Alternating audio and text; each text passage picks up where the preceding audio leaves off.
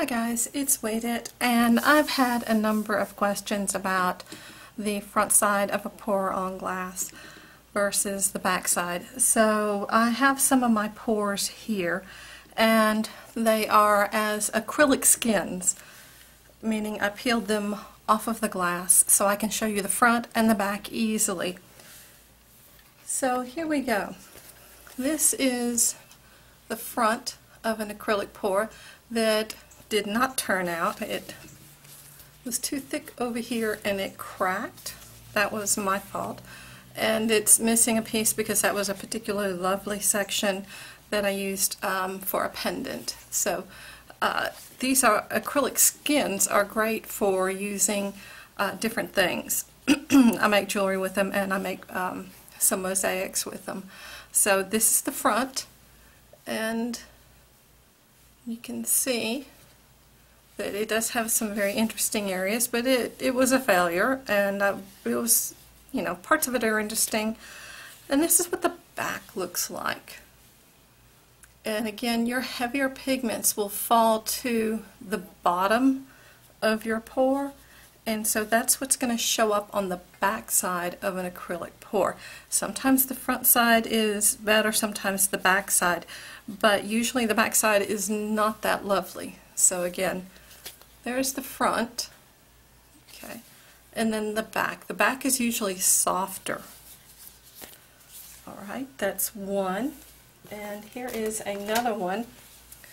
This is the front of basically a white and gold acrylic pour. So there we go. And I didn't like it because it's got all these little white spots through it that I just didn't care for.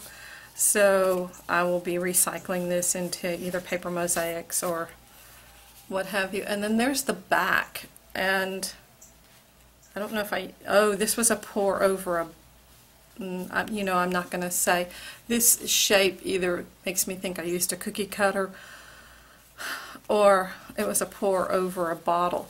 But the back has got some this is a very bland section of it, but I really like this movement that I have on the outside. This had a titanium buff in it, and titanium buff is a heavier pigment, so that tended to sink to the bottom of it. But again, there's the front and there's the back. So, and I keep these separated between sheets of paper. I unbrilliantly tried plastic Ziploc bags, and some of these I had to use a razor blade under the corner to get them to peel off. So there we go. Here is another one. This is the front. This to me was a failure. Look, that's pouring medium right there. It gapped and it just is not smooth looking. It has a rougher kind of texture, but it is an interesting piece to use in other projects. And then this is what the back looked like, which I thought was pretty cool. Again, if it hadn't been such a failure here with this clear area, I thought the back side was pretty neat. So, front, more vivid, more intense colors, more detail. Back, just a softer look, but quite a pretty look, really. And this one. This is the front. This is a very, very luminous piece. I didn't necessarily care for the pour itself, but I do like segments of it, and there is no glare on that. That is the liquid mirror coming through. It's very brilliant, very intense, and the liquid mirror is by Tri-Art, and a little bit goes a long way, which is a good thing because it's one of their more expensive paints. And then this is the back, which again, it's to me very interesting. It's a softer look overall, but it doesn't have the detail, and you won't see the cells and that sort of thing. But front with all that brilliant liquid mirror. You don't see so much of it on the back though. You do in a few little areas, but for the most part, if you're going to pour for the back side of glass, you wouldn't want to use that liquid mirror. It's too expensive and it really doesn't show up except on the front. So there we go. I love this. I can't wait to make some pendants with it. So this is a piece of a pour that I was just trying to get off the glass until I started looking at it a little more closely. Ooh, save it. So it's got some areas, I don't know, it looks like something got it. Nope. Oh, that's paper. Okay, there's some paper stuck to it. But this is the front, and I didn't like it. It had, my paint was not good. I threw this titanium white away because that's what was making all those little spots that was on this pour and on the previous golden white one. So I love the colors in it, but I'm not so thrilled with the white spots. And then here, that's just where something stuck to it. And then here's the back. Again, a softer look. The colors are not, this is a gorgeous, gorgeous area to me. So the colors are not as well mixed, and it's interesting, but I don't know that it would really hold your interest by itself. It doesn't have the movement that the front side has. And here's just a couple more little, I love this one. That little corner I thought was particularly interesting. And there again, there's the front. And there's the back. One of the things I can tell you usually about the front and the back is the back where it comes off the glass is smoother and has more reflection, is more reflective. So that's one reason I can tell so easily which one is which. So putting that on a piece of paper. And so these pours that I didn't like, that didn't turn out, I do like the fact that if they're on glass I can just peel them off and use them. This is one, again it's missing some spots that I made independents, where I did use magenta, that may be alizarin crimson. It's been long enough ago, something stuck to it here and here, I didn't have it protected. And it just, this is liquid mirror, it's too bland, that's very boring, but I do like some of the movement in here that I could use. And here's the back side. Again, softer. This was from a pour over a bottle, and this is, if I hadn't used it for jewelry, this would have made a great little flower in a mixed media piece. In fact, I could probably still work a flower out of that, just cutting that petal a little bit short. So it's really cool. It's very interesting. And I really did like the back side of this much better than the front side. Though again, the front side, at least in this area, had more movement. This had a little bit of the liquid mirror in it, I can tell right here, but this was, shoot, I can't think of the name, but it tends to move over and creep Pebeo. It's a Pebeo paint, acrylic paint. It's one of their, they had two paints, Prism and I want to say Moon something or other, and the paint, when you mix it, when you let it sit in a pour, it tends to come over and coat the top of your other paints. So I still haven't moved that from moving studios all over again. So I don't have it here to look up and handy. I may do a video on things to look for and not to look for and everything. But so that, and there's the back, and softer.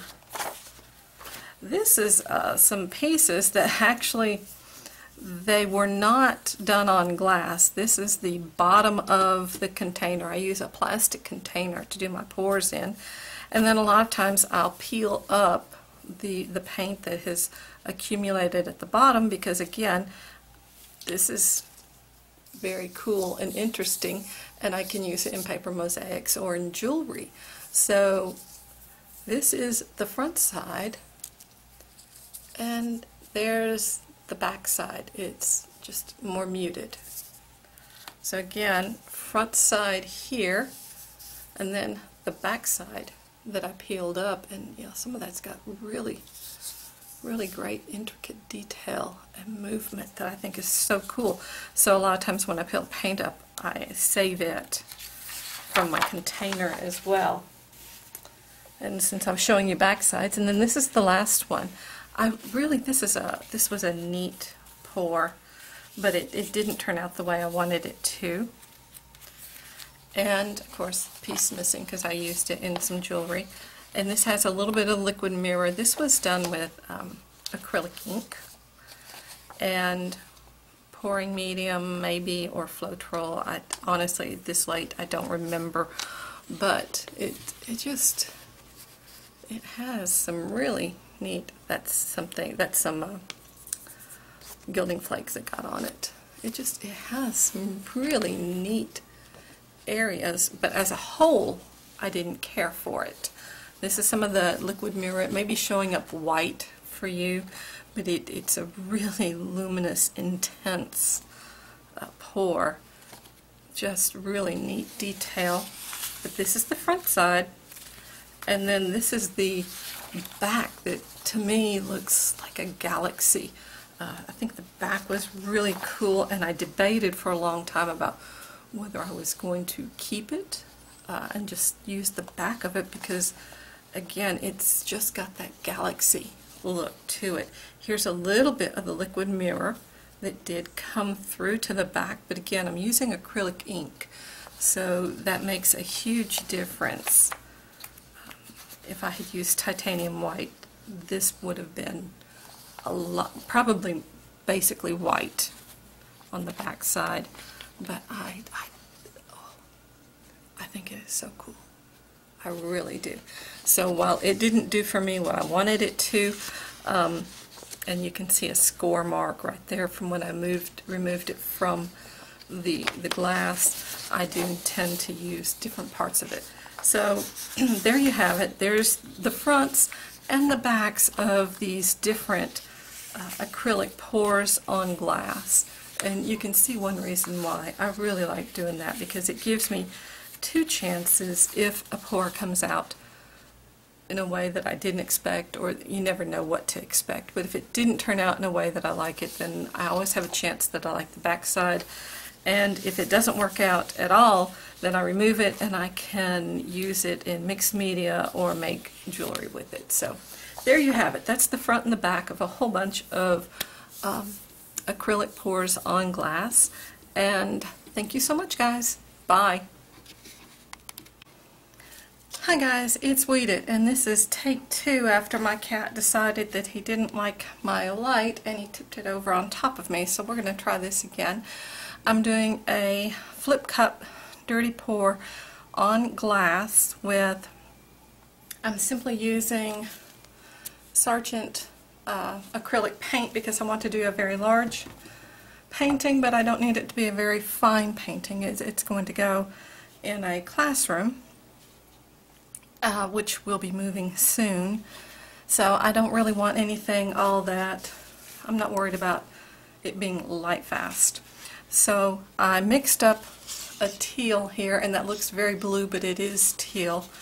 I don't know, maybe if I can, still looks quite blue to me if I can compare it to, there we go, maybe you can see that, I'm not really sure if you can tell the difference. So I mixed up that teal, and then I have the magenta, I have white, and I have silver. All of it is Sargent paint, and I have put in Floetrol and Liquitex pouring medium and a little bit of silicone. And I really want to see how this is going to look. I'm worried about these two colors and how they're going to combine. So let's play with this just a little bit, and I'm going to take some of my white that I mixed up, pour it into my cup as a base. I'll add a little bit of the teal on top. I'm really funny, I don't often use reds or pinks or anything because I don't like it to look like it might be something you would see underneath a microscope. I'm going to put a little more white on top, and when you start getting cells and stuff, it sort of looks like a slide from a piece of meat. Ugh. So I tend to be very careful. I've seen some lovely paintings, but for me they have that, I don't know, that look to them. I got too much silicone in the magenta. I will tell you that right now. So I'm not terribly thrilled about that. And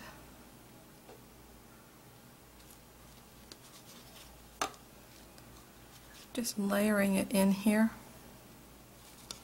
If you're, I like using glass as my substrate for a number of reasons, and I still have some really cool ideas coming up shortly that I'm doing with glass and pours. So I am not going to coat it.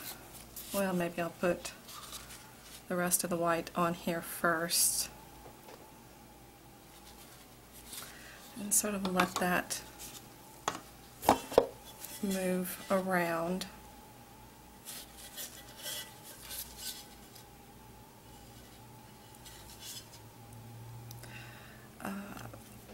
Coming up, and I don't really want,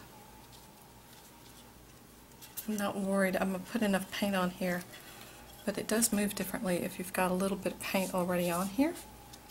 So I'm not trying to get an even coating or anything, and you can see right there that I've already got cells forming, and that's because I do have the silicone in there. So I'm not sure how this is going to work out. This may be a what to avoid if you're pouring on glass as far as silicone goes. I like pouring on glass for a number of reasons. One, I do have plenty of it. I'm a glass artist. And two, when it dries, I'm going to slide this around just a little bit. And there we go. So let's see.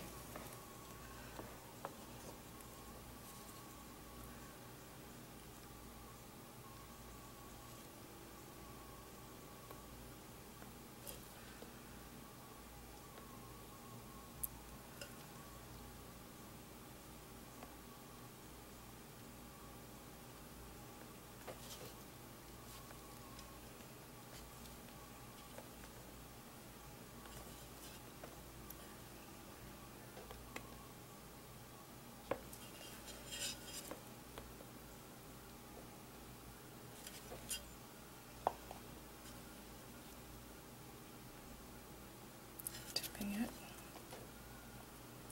Just letting it move.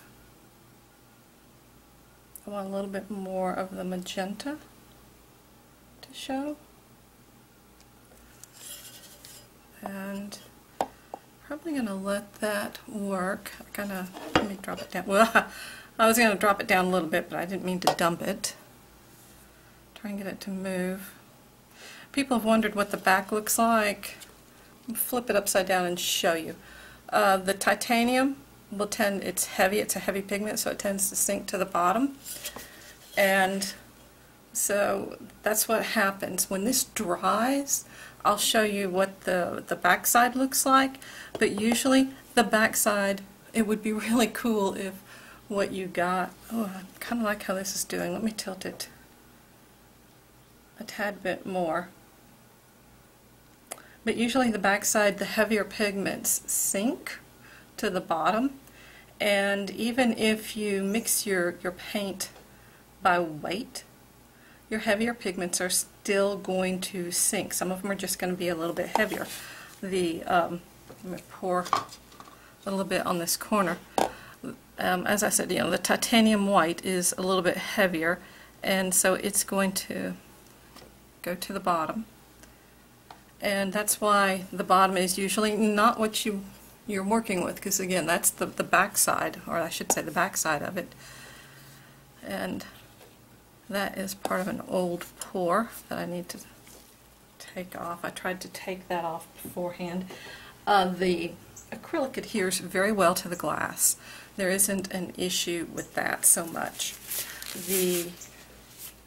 It will also peel off, so if I have a pour that I don't like, I can peel it off the glass using a razor blade, and I get a nice skin that I can then work with, and I've got some videos coming up of that.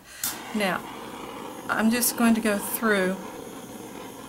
I'm not really expecting, when I do this, I get a little bit fewer cells will come up, but there we go. Okay. But it pops air bubbles and that sort of thing. So what I've got is something that's looking really lovely because there's a good contrast. I like this marbling in here. I've got all kinds of nice little cells popping up over here. I didn't use as much magenta because I was worried about what the magenta and teal were going to look like when they mixed. The silver is adding a nice touch to it. I will be back and I will show you both sides when this is dry.